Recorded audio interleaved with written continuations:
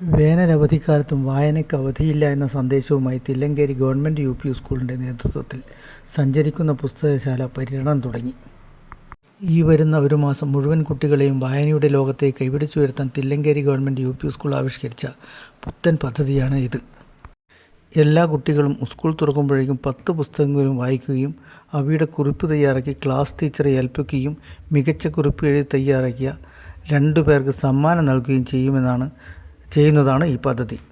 ഇപ്പോഴത്തെ കൊടും വേനലിൽ പുസ്തകങ്ങൾ സ്കൂൾ ലൈബ്രറിയിൽ നിന്ന് എടുക്കുന്നതിന് പ്രയാസം കണക്കിലെടുത്ത് സഞ്ചരിക്കുന്ന പുസ്തകശാല എന്ന പേരിൽ സ്കൂൾ ലൈബ്രറിയിലെ പുസ്തകങ്ങൾ കുട്ടികളുടെ സമീപ പ്രദേശത്തെ സൗകര്യപ്രദമായ ഇടങ്ങളിൽ എത്തിച്ചാണ് വിതരണം ചെയ്യുക. ഇതിനായി സ്ഥലങ്ങളും സമയങ്ങളും നിശ്ചയിച്ചിട്ടുണ്ട്. പദ്ധതിയുടെ ഉദ്ഘാടനം തില്ലങ്കേരി വായനശാലയിൽ വെച്ച് തില്ലങ്കേരി പഞ്ചായത്ത് പ്രസിഡന്റ് പി. ശ്രീമതി നിർവഹിച്ചു.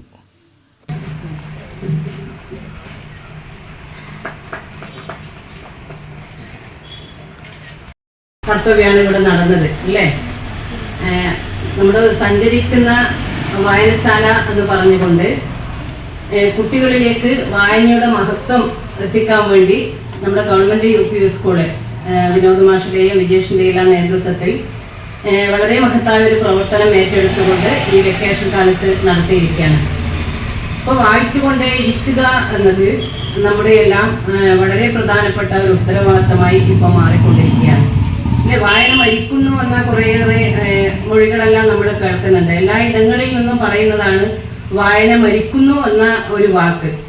പക്ഷെ നമ്മളൊരു പരിശോധന നടത്തി നോക്കിയാൽ വായന മരിച്ചിട്ടൊന്നുമില്ല, മരിക്കുന്നുമില്ല. പക്ഷെ വായനയുടെ തലങ്ങളെല്ലാം മാറിക്കൊണ്ടേയിരിക്കുകയാണ്. നമ്മുടെ കുട്ടിക്കാലത്ത് നമ്മുടെ എല്ലാം കുട്ടികളായിരിക്കുന്ന സമയത്ത് നമ്മളെല്ലാം കുറേയേറെ പുസ്തകങ്ങളെല്ലാം വായിച്ചിരുന്നു. അല്ലെ, ഞാൻ 8ാം ക്ലാസ്സിലും 9ാം ക്ലാസ്സിലെല്ലാം പഠിക്കുമ്പോൾ പഠിക്കുന്ന പാഠപുസ്തകങ്ങൾക്കപ്പുറത്തേക്ക് മറ്റ് പുസ്തകങ്ങൾ എന്തായിരുന്നു വായിച്ചിരുന്നത് എന്ന് ചോദിച്ചാൽ നമ്മുടെ വീട്ടിലെ മുതിർന്ന സ്ത്രീകൾക്ക് വാങ്ങിക്കൊണ്ടു കൊടുക്കുന്ന മംഗളവും മനോരമയും അല്ലെ, ആഴ്ചയിൽ വ്യാഴാഴ്ചകളാവാൻ കാത്തു നിന്നിരുന്ന ഒരു കാലഘട്ടം ഉണ്ടായിരുന്നു നമുക്കെല്ലാം. മറ്റ് പുസ്തകങ്ങളൊന്നും ഇതുപോലെ ലൈബ്രറി പുസ്തകങ്ങളൊന്നും നമ്മളൊന്നും കണ്ടിട്ടേയില്ല.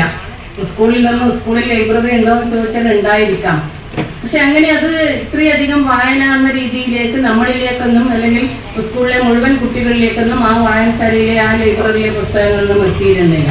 വായനശാല ഉണ്ടോ എന്ന് ചോദിച്ചാൽ വായനശാലകൾ ഉണ്ടായിരുന്നു. പക്ഷെ ആ വായനശാലകളിൽ ആരായിരുന്നു അതിഥികളായ അല്ലെങ്കിൽ വായനശാലകളിലേക്ക് പോകുന്ന ആളുകൾ?